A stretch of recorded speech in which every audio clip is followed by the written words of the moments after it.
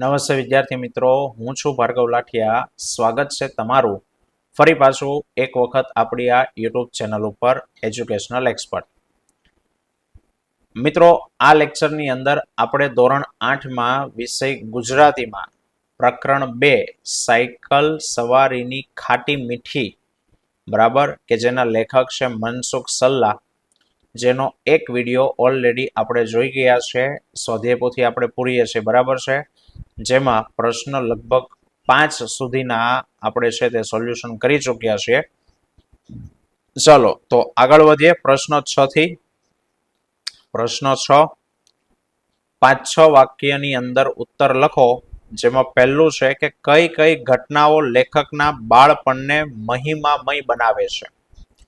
તો કે લેખકના મતે સાયકલ ઉપર પ્રથમ વખત બેસવું, સાયકલ પર હાથ ફેરવવો, સાયકલ ચલાવવી, તેમાં થતું ભૂમિશયન એટલે કે પડવું, હાથ પગ છોલાવા તથા આખરે સાયકલ ઉપર કાબુ મેળવવો વગેરે રોમ રોમને સ્પર્શી જતું. રોમ રોમ એટલે રૂવાડે રૂવાડે. અને તેમાં મળતા આનંદ અને રોમાંચને કશા સાથે સરખાવવાનું શક્ય નથી. તે તમામ પ્રથમ અનુભવની અનન્યતા જ લેખકના બાળપણને મહિમામય છે તે બનાવે છે. બીજું છે કે લેખકનું મોં ક્યારે રોવા જેવું થઈ જતું અને કેમ. લેખક સાયકલ ચલાવતા હોય ત્યારે બજાર વચ્ચે પડે ત્યારે તેમનું મોં રોવા જેવું થઈ જતું હતું, કારણ કે કાંકરા થઈ જાય ઇજ્જતના, બરાબર. કારણ કે તેમને બજાર વચ્ચે પડવાની ખૂબ શરમ આવતી હતી અને તેમને એમ થતું હતું કે કોઈ ન જુએ તેવી ખાડાવાળી કે એવી બીજી જગ્યાએ પડ્યા હોઈએ તો કશો વાંધો ન આવે, પરંતુ બજારે બેઠેલા ફિલ્મ ઉતારે ત્યારે તે ખરાબ એને લાગતું અને તેનું મોં રોવા જેવું થઈ જતું. ચલો પછી આ પ્રશ્નોના ઉત્તર તમારી બુકની અંદર લખવાના છે, બરાબર. એના સ્વાધ્યાય પોથીમાં આપણને આપ્યા નથી.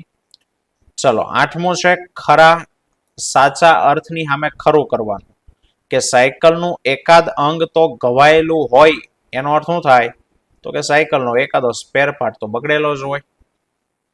ચલો સાયકલ ક્યારેક દગો દઈ દે કે ભૂમિશયન પણ કરાવી દે. બોલો એનો અર્થ શું કે? તો કે સાયકલ ક્યારેક છેતરીને નીચે પણ પછાડે. ત્રીજું, આખરે સાયકલ ઉપર પાછું આરોહણ થાય અને વરઘોડો આગળ ચાલે, એટલે કે છેવટે સાયકલ ઉપર સવાર થઈ અને ફરી પાછા બધા આગળ ચાલે.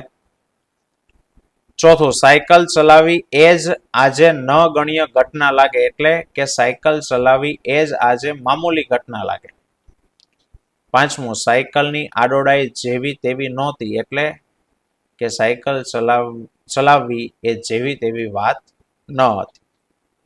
ચલો જોડણી સુધારીને લખો મિત્રો.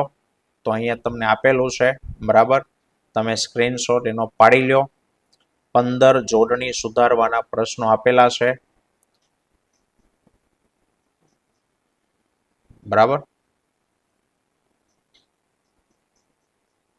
ચાલો આગળ વાત કરીએ. નીચેના શબ્દોમાં બબ્બે સમાનાર્થી શબ્દ લખો.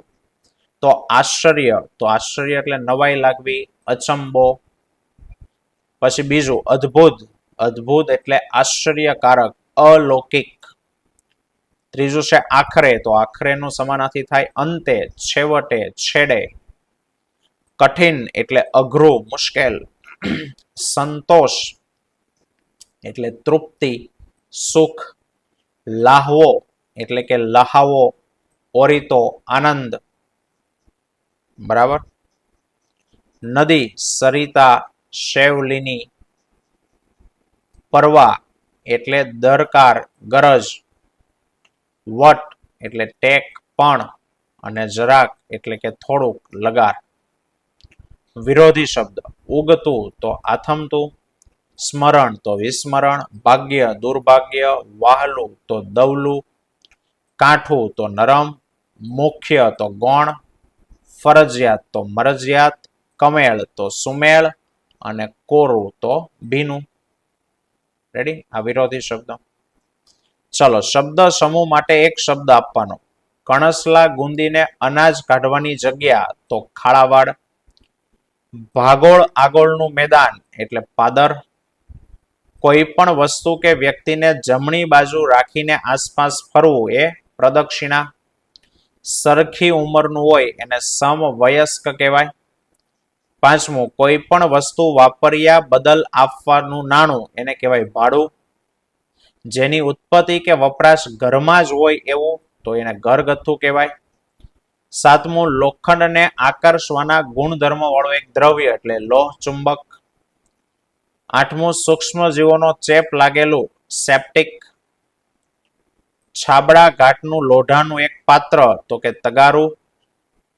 અને 10, સાયકલને લગાડેલું ભાર મૂકવા ઘોડી જેવું સાધન એટલે કેરિયર. અને જેની ઉત્પત્તિ કે વપરાશ ઘરમાં જ થઈ હોય એવું ઘરગથ્થુ એટલે ફરી પાછું આપ્યું છે એનું.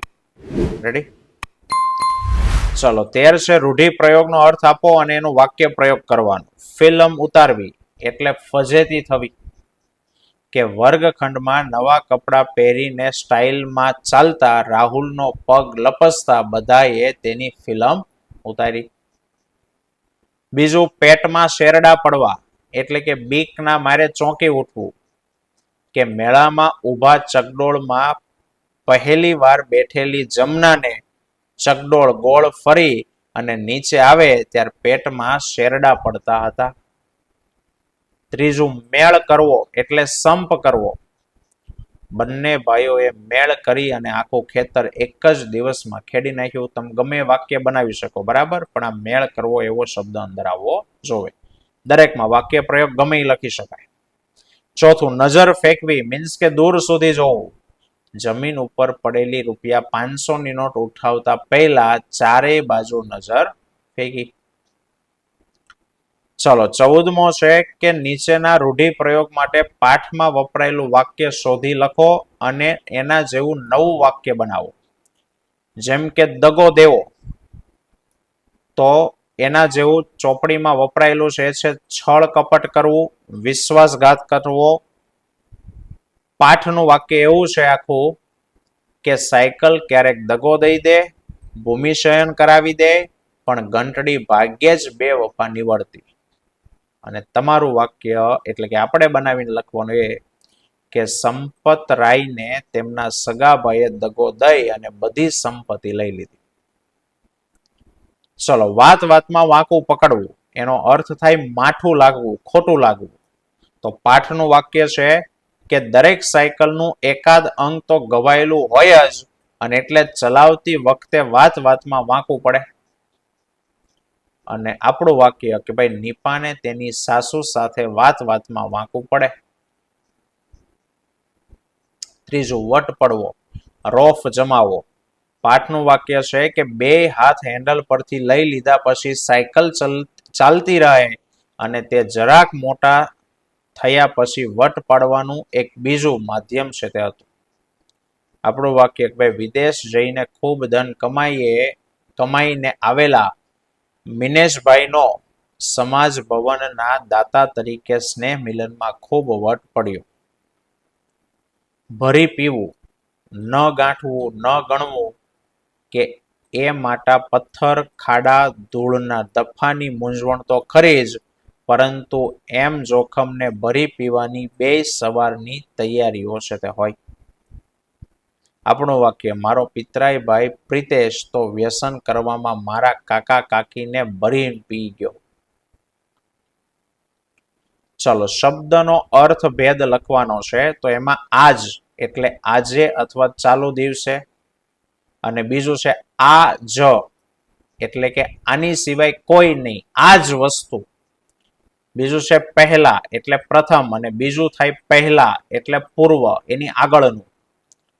દાંડિયા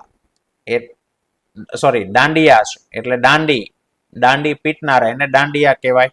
અને દાડિયા તો રોજ ઉપર કામ કરનારા માણસો, રોજનું કમાઈને રોજ ખાવાવાળા એને દાડિયા કહેવાય. આટો એટલે લોટ ભૂકો અને આંટો એટલે એક ફેરો મારવા જવો. સાંજ એટલે સંધ્યાકાળ અને સાજ એટલે ઉપયોગી સરસામાન. સાંભળવું એટલે શ્રવણ કરવું અને સાંભળવું એટલે યાદ કરવું. આંગળા એટલે આંગળીઓ અને આગળા એટલે બારણું ઉગાડવાનો અથવા વાસણની કડી. ચિંતા એટલે ફિકર અને ચિતા એટલે સેહ. શરત તો હોડ કરાર અને શરત એટલે ધ્યાન. ચલો ધ્વનિને છૂટા પાડીને લખો મિત્રો, તો અહીંયા લખેલું છે, તમે ફોટા પાડી લ્યો. 17માં પણ ધ્વનિને જોડીને લખો તો મ ઈ ત ર તો મિત્ર, ભ ઉ મ ઈ ભૂમિ, ત ર આ સ ત્રાસ, પ ઈ ડ ઉ પૈડું. અને લાસ્ટ કે ભાઈ શબ્દકોશ પ્રમાણે એને ક્રમમાં ગોઠવો તો પહેલા આવશે પણ, પરવા, પહેલ, પંક્ચર, પૃથ્વી, પેઢી, પૈડું, પ્રદક્ષિણા અને પ્રબળ. ઠીક છે, તો મિત્રો આ હતો આજનો આપણો આ ટોપિક. આવતા વિડીયોમાં ફરી પાછા મળીશું. ત્યાં સુધી જય હિન્દ, જય ભારત.